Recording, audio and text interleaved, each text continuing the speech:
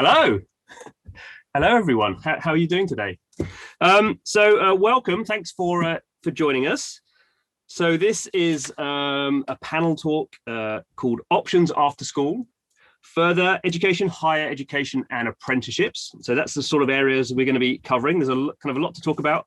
You have a Q&A box. So I'm not quite sure we'll be able to cover all the questions, or some might be very specific, but we'll do our best to kind of cover the questions. My name's John Jordan. I should really introduce myself, shouldn't I? I'm chairing the panel. I am not an expert in this field at all, but I have four experts who certainly will be providing expert advice. Maybe to just kick us off, I'll do a little bit of an introduction. So I've been in the game space for 20 years. And even in that, seems like a fairly short period of time, there's been an enormous change. So now the industry is, very much bigger. So it's a $200 billion a year industry now. So all the revenue from games globally is $200 billion. It's very much now a global industry. So everyone around the world plays games. Games are made everywhere in the world. So this is very much a kind of a serious industry. It's highly creative, highly technical. And although my mum still expects me to get a proper job one day, I think that just goes with games and parents, I suppose. This is a very, very serious industry. But it's also interesting that where you are in the world, kind of in the Leamington Spa area, that's also a fantastic opportunity. So the UK has always been pretty good at games. And Leamington Spa, there's over 2,000 people employed in the area, over kind of 30 companies, depending on how wide you spread your geographical kind of a view of Leamington Spa. So you also, in that kind of a part of the country, have a world-class opportunity, because there are some brilliant games companies there. Not everyone in the world has that opportunity to have, such a kind of incredible, talented group of people who are looking to employ people. In fact, most places in the world, just don't have that. So it's a great opportunity that you should obviously be taking advantage of if you're interested in games. And before I shut up, well, just one more thing. It's interesting that I've come across in the games industry people from the best universities in the world with the best degrees in the world, and also people who have no further or higher education. So while certainly education is not unimportant, the thing that drives people in the games industry is kind of real passion and dedication and excitement for the industry. I would say that's a key element of success in the games industry. But the other thing is that you're always learning. So as I say, the games industry has grown so much in 20 years. It's not like you get a job in the games industry and then you do the same thing for 20 years. Probably in most careers now we don't do that. But in the games industry, it's just constant change. There's new hardware. There's new business models. There's everything is changing pretty much all the time. So education is formal education is a great way of kind of getting yourself in with a foot in the door. But once you get there, it is constant learning. So I just wanted to make that clear, but certainly enough from me. So let's introduce our panelists. So let's start with you, Noel. So if you can talk a little bit about kind of yourself and also Creative Alliance and how they kind of fit into this picture of kind of post-secondary school education. Thanks, John. Very good to speak with you all this afternoon. Yeah, I'm the director of an organisation called Creative Alliance. We're known in the trade as an independent training provider. We enable people to get into and then get on in creative, digital and marketing roles. We support the next generation of copywriters, designers, digital content producers, software web developers, a whole host of different roles. People get the foot in the door of a sustainable career. We do that through careers education and pre-apprenticeship training. Apprenticeships are our main thing we do. We're specialists in creative, digital and marketing apprenticeships, but we also then from that run other type of digital media and digital marketing training courses. As a work-based learning provider, we work really closely with employers across the creative industries and beyond, matching them with the right talent, because we believe if we get the right talent in with the right employer, then that's going to create a bright future for both of them. And the types of companies we work with, it isn't just the game sector, but there are animation studios, but it's from animation studios to ballet companies, from advertising agencies to web and app developers across the whole range of creative industries. That's us. Thanks, John. Good. That's a good point. The games industry is much broader than just people making games. I mean, so it's good to point out there is that kind of wider spread. Okay, let's go to Pale, Coventry University. Do you want to talk a bit about what you can offer? Yes, thank you, John, and nice to meet you all, and the panelists as well. I'm Pally. So an introduction to myself first. So I'm a careers practitioner by trade. So I've been a careers advisor in schools, colleges, and now universities for the last 7 years. So I currently manage a team in two faculties. So the Faculty of Arts and Humanities, and then the Faculty of Engineering, Environment and Computing. So within that, we host courses related to gaming. So we have in the Faculty of Arts and Humanities, we've got our game arts course, and actually other areas that don't have the title game in there. So you've got like your arts illustration and various other undergraduate courses that way. And then in the engineering computing faculty, we have games technology, and again moving on to kind of computer science as well, which is has related based on your technical skills. So really my role is to support students throughout their whole career journey while they're at the university. So that's supporting them with their career options around the gaming industries or various other industries, but then also thinking about how we can support you with internships and work experience throughout your journey. So it's not just about your kind of research and technical skills that you're gaining while you're on your course. It's about the practical skills that we can try and support you with along the way as well, with the idea of getting you into a positive destination at the end. So we really want to support with graduate outcomes. So we work really closely with our business development team with various organisations.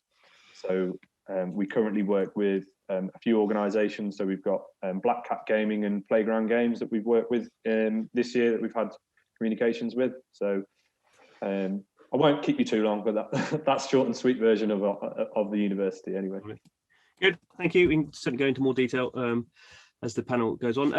Mick, we'll talk about Warwickshire College. Mike, cheers, John. So Warwickshire College is situated in Leamington Spa. So we are right in the heart of the games industry in Lem.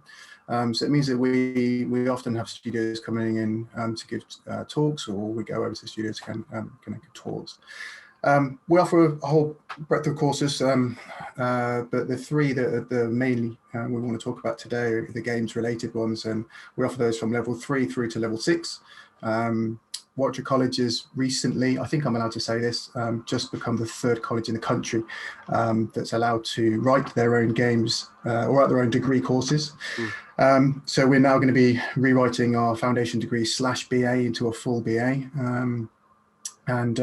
Yeah, so we're the place to come to if you're local to Leamington and you really want to get into video games. Good. And finally, certainly not least, Phil, talking about Next Gen Skills Academy. Good morning. Hello. Nice to see everyone. Can you not hear me? Yeah. Oh, good. Yeah, we can Fine. hear you. Yeah. You worried me there for a moment. My name's Phil Atfield. I'm from the Next Gen Skills Academy. I'm probably the interloper in this group because my job title is VFX and Animation Partnership Director. But Next Gen Skills Academy is a collaboration between the games, animation and visual effects industries and education. So we work with FE colleges and increasingly higher education provision as well. And we develop apprenticeship standards with trailblazer groups, and we recruit for apprenticeships as well. So currently there's 3 we're recruiting for. I think we may be adding the first games one later this year.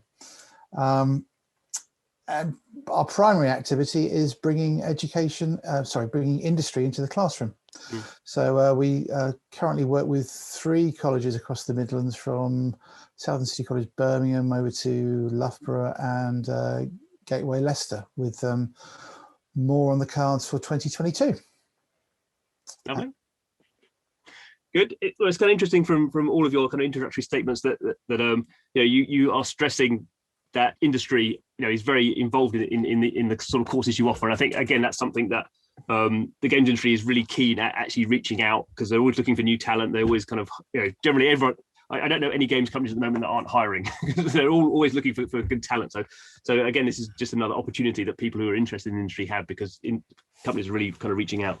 I guess as like an opening question for people who are in this situation, for parents and kind of post-secondary school leavers, what do you think is the sort of thought process they should be going through if they, obviously everyone enjoys playing games, I guess, in the world, but that doesn't necessarily mean that everyone is going to enjoy a career in the games industry or perhaps be suited to it. So is there any kind of advice you can give around kind of that kind of process of I like games, maybe should I try games industry, or maybe I shouldn't? Do you want to kick us off for that, Mike? Yeah. So I'm going to. I know there's going to be parents and obviously future students watching this, and I'm going to give a few of the hard truths first, because I think it's really important that they understand that games has moved on a lot. It's matured a lot. It's not just a course that you can go and do because you like playing video games. So the one thing that I'm seeing at the moment is that COVID-19 is accelerating globalization. And that means that studios are happy for staff to be working wherever they want in the world. So, your son, daughter, yourself, if you're the student, potentially could be working on a beach or with a backdrop of Venice whilst working for a game studio. And that's amazing. And that is potentially the future. There's already websites, Remote Games Jobs is on there, with local studios like Koali are offering 100% remote working jobs. So that's amazing. You're going to have a fully fulfilled life. The flip side of that is that the studios have a talent pool now of Earth, and they can employ anyone from anywhere, which means that you need to be the cream of the crop, like literally the very top. Studios currently already outsource. We're kind of going in that direction. We've been going in that direction for a while. Studios have been outsourcing to China and India. So local studios like Unit 2 Games, they'll have concept art sent out to somewhere like China. They'll go to sleep. They'll wake up in the morning. The work's done overnight, and there we go. So getting that job in kind of leafy Leamington Spa with all the overheads that come with that are becoming kind of less and less chance of getting those. So you need to be the cream of the crop. And if your son, daughter, or you yourself, if you're the student, are spending sort of 10 of your 17 waking hours playing Fortnite, you're not going to cut it. That's the hard truth. I'll let other people kind of jump in on other parts. Good. Anyone else want to feed in on that?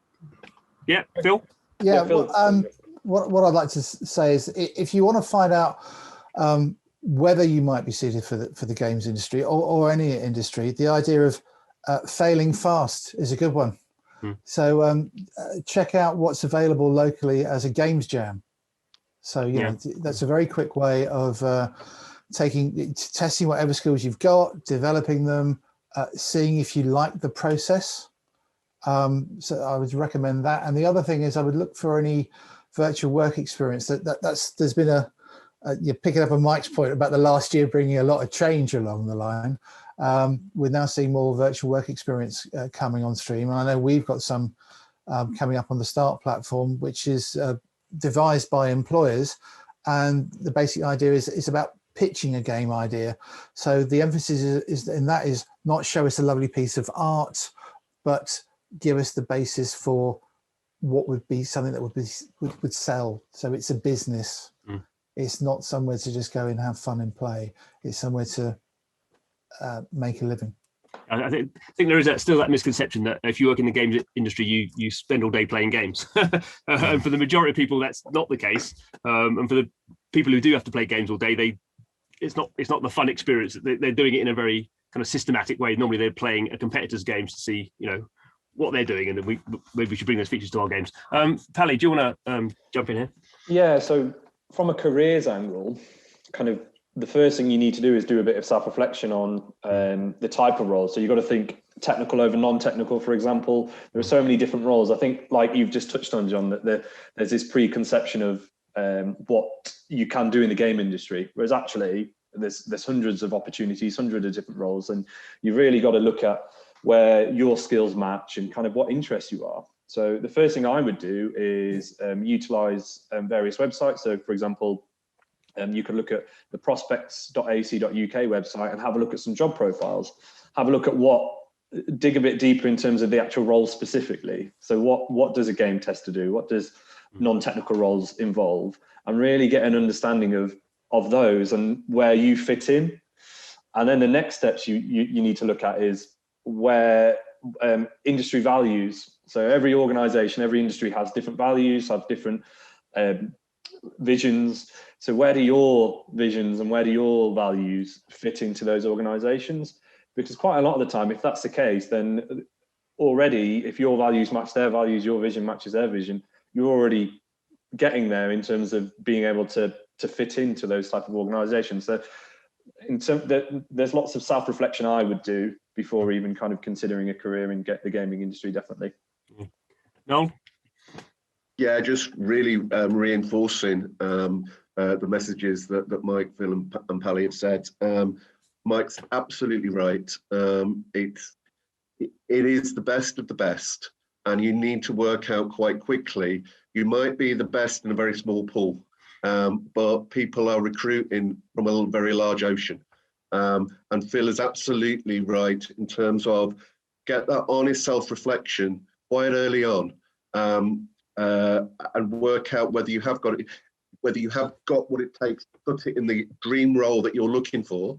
But then, as Pally said, if you don't, that does not mean it's the end of the world, because there are a huge amount of roles that you can do, even if it's not, the dream role that you're fixated on. There are other roles you possibly haven't even heard of within games companies. And within that, or beyond that, there are other roles beyond in other aspects of the creative industries, because the game sector is only going to be able to employ so many. But that doesn't mean that you can't use your creative thinking, your creative practice, your skills that you've developed elsewhere. So don't be put off by it. But like as Pally said, find the best fit for you. When we're doing careers advice for people applying to our apprenticeships, we say, well, listen, if you get knocked back the first couple of times, don't worry, because companies are like restaurants. They've all got different menus, different decors, different audiences, clients, work out where you fit in, because going to one place may not be the best fit for you. So yeah, we're sort of saying it's really tough. But I want to put the message in is you can also do it, but you might have to think a little bit more broadly, a bit more sideways than just what you've really set your heart on. And I guess particularly for sort of kind of entry level, it's kind of, I guess, it's somewhat rare that the industry goes, I want a lot of entry level people. They generally want some entry level people, but often we've got a question here: what skills are most scarce? And the skills that are most scarce are obviously the ones that are the most experienced people who've been making AAA games for 10 years. They're those guys are gold dust because and late women are gold dust because they've got the experience. I mean, when we're starting at this kind of post-secondary education, obviously, you can have you get the best education you can, but you are inexperienced. That's kind of the the definition of what you are. And we've got some sort of questions that I think we can kind of roll into one. So there's an interesting one here about what games should secondary school students play to prepare them, which I'm not quite. It's interesting. I guess they're saying when my tutor interviewed me, he made sure I knew certain game characters. So I guess that's kind of showing a range of kind of experiences rather than just as you said, I spend 10 hours a day playing Fortnite, which is not particularly distinguished. More broadly, what can people do themselves? We've mentioned a few sort of things to show that they have passion and they have commitment and they have a bit of drive. I guess we have mentioned kind of game jams, even potentially things like kind of building things in Roblox. What kind of advice can we give around those? I guess they're kind of informal learning, but it kind of shows that you have a commitment and it shows that you can kind of self-learn to some degree. Mike, do you want to? So for me, it's there are courses already out there. I think the number one thing for students to get into their heads first, and I think 16-year-olds are quite clever and they can work out quite quickly if they want to be a programmer or they want to be an artist.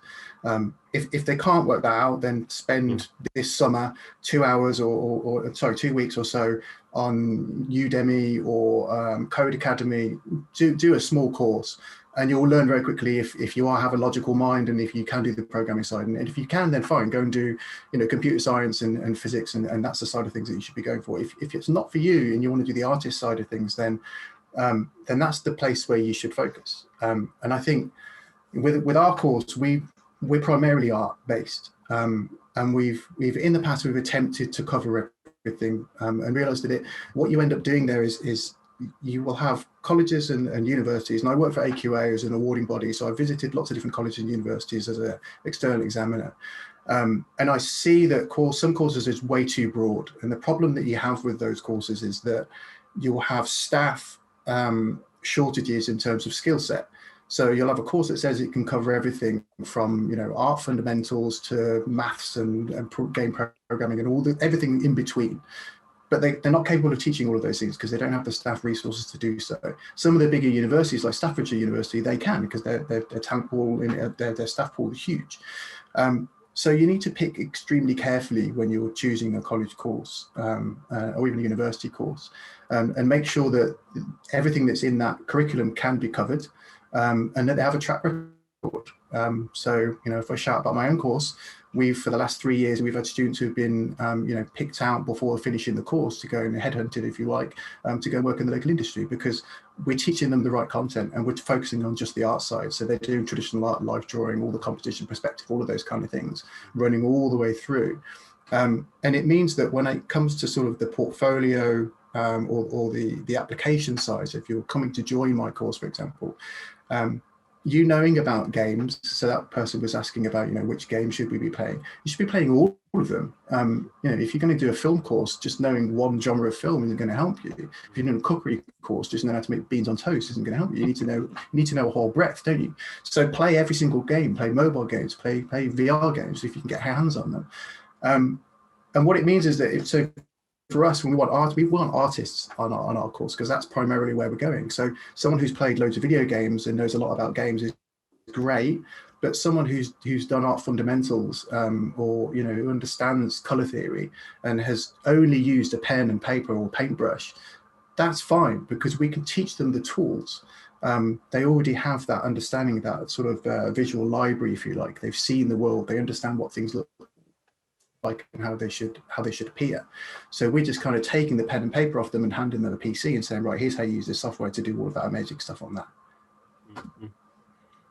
Anyone else want to jump in? Well, I'm going to be a little bit contradictory. Yeah, that's fine. Because when I sit with employers and we go through, what advice should we be giving students?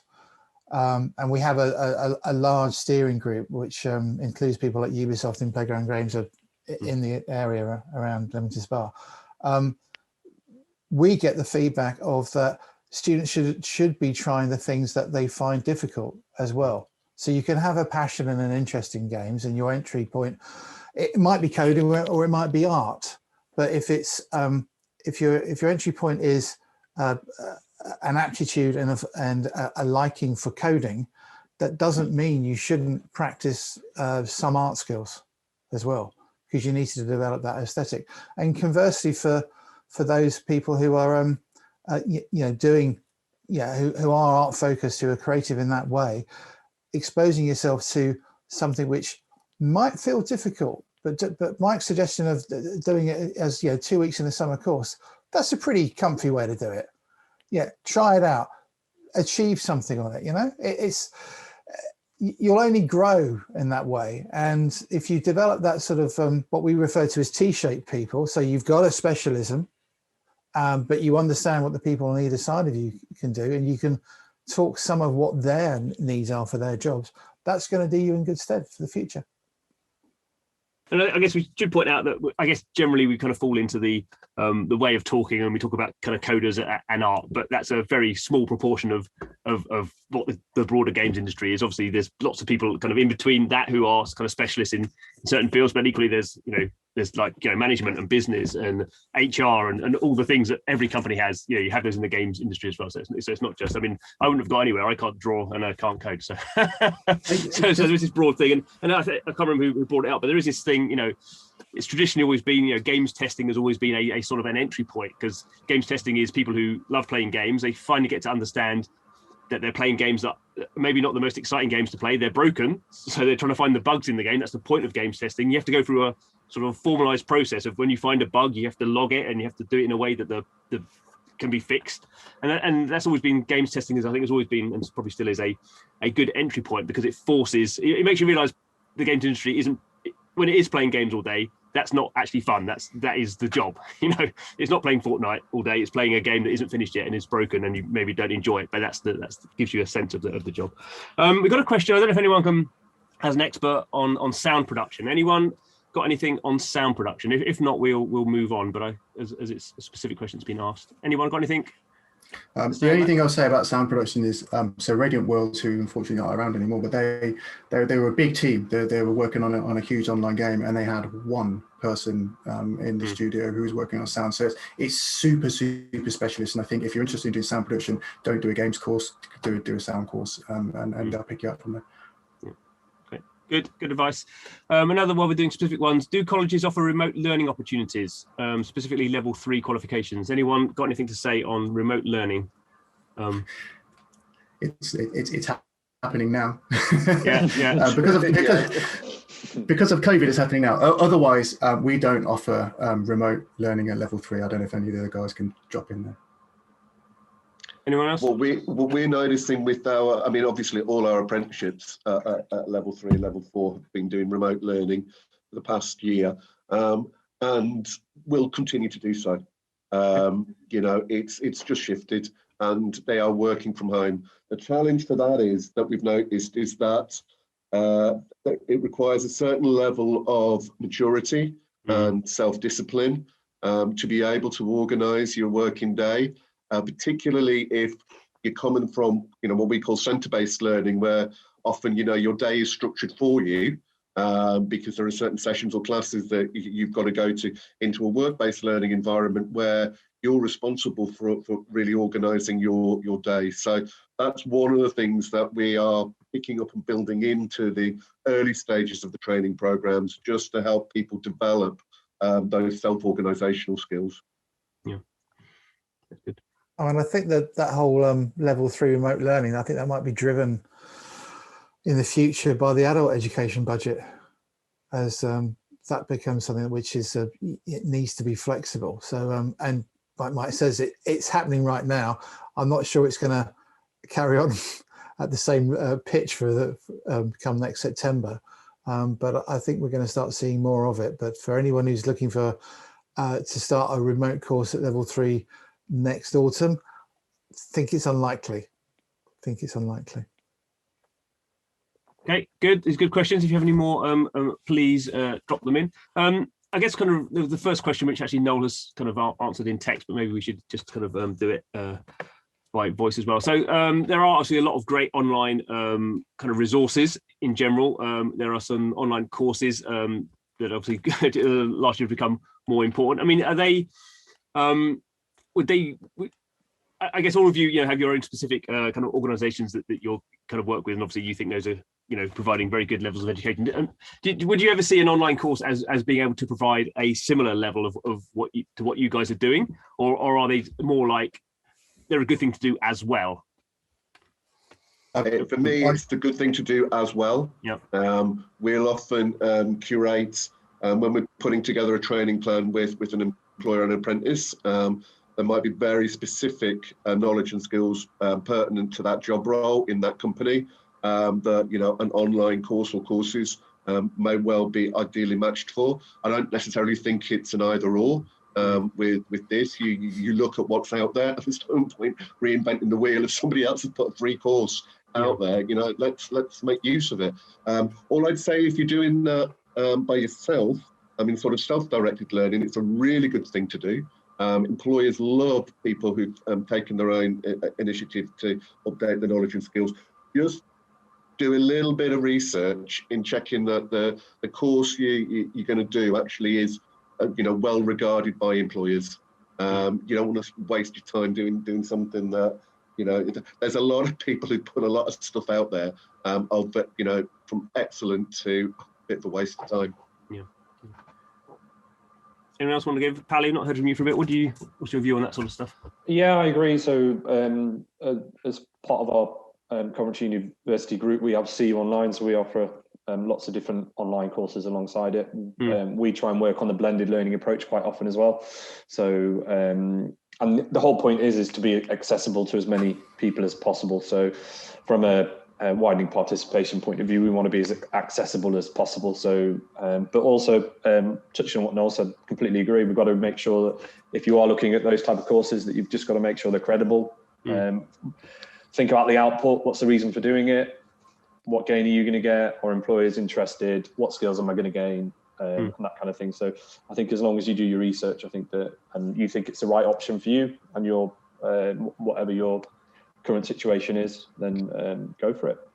But probably people shouldn't be paying for those sort of courses, because is there enough out there that's free that you'd want to basically, you want to work for all the free stuff before you seriously start thinking? Because obviously, people can, some of those courses are very expensive and John, if people want to go to the Creative Alliance website, we actually put together a whole portfolio of free and cheap recommended online learning that our development coaches put together, to cover from the art side, production side to marketing side. So that's there on the website. But you're right, there's a lot of good free stuff or low cost stuff out there. Just on that, I would say look at the software packages that the industry are using. You'll generally find that the likes of I think Unity has a whole plethora of tutorials. They're amazing, and so you can pick up. I don't want to lose my own job by saying it, but you can probably get into the industry without going to a university or a college course and just learning purely online. But you won't do it unless you have that discipline. Like Noel was saying, you need to be able to get up every morning, and as if you were going to school or university, you need to have that mindset. Otherwise, you're going to get halfway through the course and kind of struggle, or you're going to hit a point where you don't know why something's gone wrong, and you don't have that tutor there to help you. Can I just give a tip for anyone who's going to embark on an online course? Is try and get yourself a mentor. If you go on to Screen Skills or Access VFX, they both run mentoring schemes, and you can put in your details, what are you looking for, and you can find someone from the industry. You'll be paired with them, and that would be a really good way of saying to someone, look, I've done this, I've practiced these skills. Are they relevant? Where might I use them? How could I take this on further? And you might get yourself being set a little industry brief on the side there. So, I think one of the people in the chat was asking about remote courses because there wasn't anything local to them. If there isn't anything local, if there isn't a specialist course like the one at Leamington Spa that Mike's been explaining, then maybe you do the next best thing to you that's locally, but you augment what you do with your own studies. And like I said, try and get yourself an industry mentor just to give you a good steer on what you're doing. I think one of the strong kind of trends that's come out of this panel is how kind of closely linked academia and industry are, which isn't the same for all industries. Are there any kind of, apart from the obvious kind of remote stuff, do you think there are any trends in terms of your experiences of talking to developers in the area and the sort of skills they're looking for? Is it pretty much as it is, or are there kind of new roles they're kind of looking for? Anyone got any views on that? I think programmers they're always going to be in high demand. And the one thing that I think students should think about, or parents of children who are looking to get into programming, is they don't necessarily need to be amazing at maths. No. Programming is about logic, and computers have been around for a long time, and their primary function was to be a calculator. So you can use the computer to do the math side of things. So I think, have a go at programming, because you might find that, you're thinking it's ones and zeros, but really there's a lot of visual scripting language now in things like Unreal. I think Borderlands 3 was prototyped fully in visual scripting. So have a go at that, because you might find that those sort of node-based programming you really enjoy. You're seeing things happen instantly within the game engine, and you might enjoy that side of thing. Maybe you're not a great concept artist, but you can do that. So yeah, have a go, practice. Yeah, I agree. So programming is something that's coming out, but actually we've all talked about technical skills and hard skills, but we've not talked about soft skills. So in terms of industry, the soft skills are really, really important. The creative thinking, advanced problem solving, general communication and teamwork, and now particularly this year, because we're all virtual, the digital proficiency is even more needed, which is quite ironic in the kind of gaming industry, but it is. It's and even just understanding what your client wants, just things like that from a soft skill point of view is something that that is still really needed, and probably more so now. Mm-hmm. I don't know if it's something people have a particular view on, but it has struck me, maybe because I've come more from the kind of journalism kind of side, that often people kind of, are happy to get into the games industry, in a role that they don't particularly see as the role they kind of want. So I guess we've spoken about games testing, and I guess there's a lot now of kind of community management, which is kind of, some of that's managed as a full-time role in the company, but a lot of it is managed by kind of volunteers. That's pretty traditional now. And journalism has always, been that kind of that sort of badly paid entry point. But then quite a lot of journalists I've known have then moved to kind of, game design roles or other roles in there. So it's not always, I think having your dream job and applying for those dream jobs, because as we've kind of discussed, those are very scarce, and two, very competitive. But sometimes just getting into the industry makes you, gives you the opportunity to see whether you actually like it. I don't see any reason why people wouldn't, but obviously people have different things that they like. But sometimes you can kind of move laterally. More generally, I guess a lot of people, a lot of kind of teenagers want to. They often, if you're not an artist and you're not really into computers in terms of coding, those two things don't appeal to you. But lots of people want to be game designers. So have you got any advice for, game design seems to be sort of like a catch-all sort of thing, and everyone can design a game. Everyone can go, well, I'll do Fortnite, but with, I don't know, like frogs or something. I don't know. That's a terrible game design, but it is a game design. Do you think people who really want to be game designers should be very careful about that, or is that sort of a dream that they should be pursuing? There's no right answer to that, but who wants to lead in on the sort of catch-all game design as a job? Noel, you're smiling. That means you must have. Oh well, it's it's a little bit like what I said before. I mean, the analogy we use is think of it as a climbing frame and not a ladder. Just like you've said, John, that it's best to just get onto the climbing frame and start moving around. Now, if you want to be a game designer, that's your destination, then try and go for it, and climb straight up. But you need to keep an open mind. You need to look at sideways. Sometimes you have to go back to move around, gather those experiences. From a very general perspective, what I'm seeing is sort of what Phil said earlier, is that employers are looking for key skill people, people who have a specialism, but also have an understanding about how other aspects of an industry works, so they can have intelligent conversation. If they're coming from the art side, they can have an intelligent conversation with the programmer. The danger of it is don't be too single-minded, because that may not be the best approach. Yeah, I know students who have finished even our course and they wanted to be an environment artist or moved into wanting to be a game designer, and they actually went straight back to QA just to get the foot in the door. Yeah. And QA has all those, like Phil was saying, those sort of the skills that you to be able to explain where the bug happened and how it happened and how to reproduce it and to be able to use your English correctly. Those are skills that the industry needs to be able to communicate with people well.